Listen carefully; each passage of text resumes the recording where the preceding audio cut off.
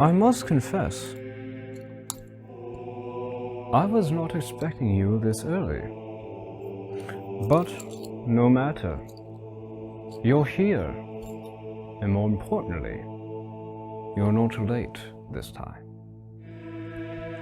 I would much rather have you arrive early rather than late. But as it seems, you're here early. I was just about to pick out tonight's story, so if you would be so kind as to wait for me in the lounge. I believe you know the way already. I shall be there momentarily. Oh, and please make sure you close the doors. We wouldn't want any bothersome birds getting into my library, now would we? That wouldn't do. I shall be there momentarily. Thank you for waiting. And for closing the doors. I appreciate it. You never know what shape your enemies might come in. But they will always hide in the shadows. They will always try to trick you. And when an opportunity arises, when the door opens, they won't hesitate to walk in. It does become quite a problem. But rest assured, I don't believe that is a problem that you will have to worry about for quite a time.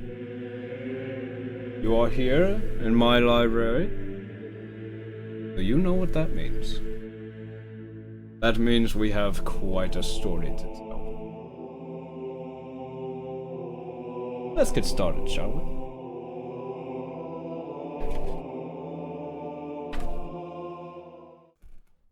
Tonight's story is The Expressionless, and we begin inside a hospital.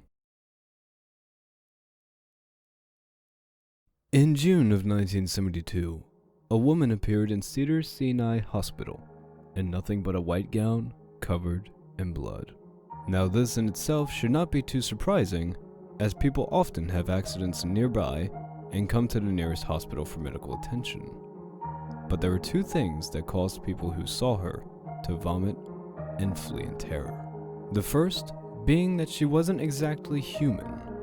She resembled something close to a mannequin, but had the dexterity and fluidity of a normal human being. Her face was as flawless as a mannequin's, devoid of eyebrows, and smeared in makeup. She had an animal clenched in between her teeth. Her jaws clamped so unnaturally tightly around it to the point where no teeth could be seen.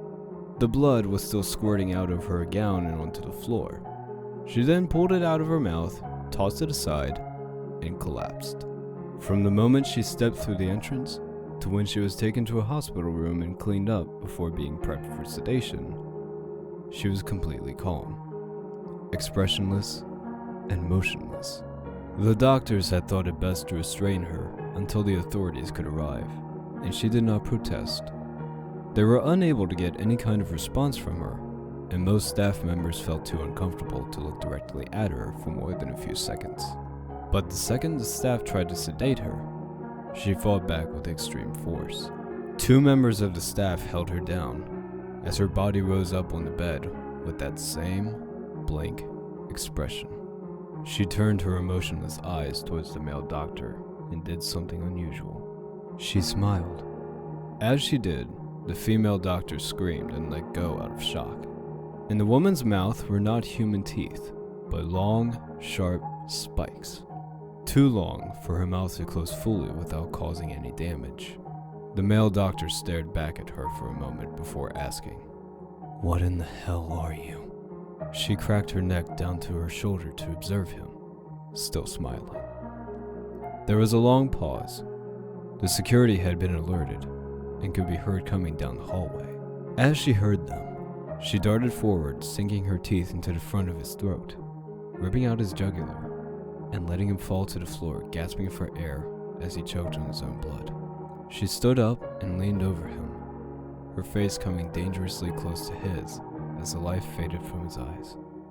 She leaned closer and whispered in his ear, "I am God." The doctor's eyes filled with fear as he watched her calmly walk away to greet the security man. His last sight would be watching her feast on them one by one. The female doctor who survived the incident named her the Expressionless. There was never a sighting of her again.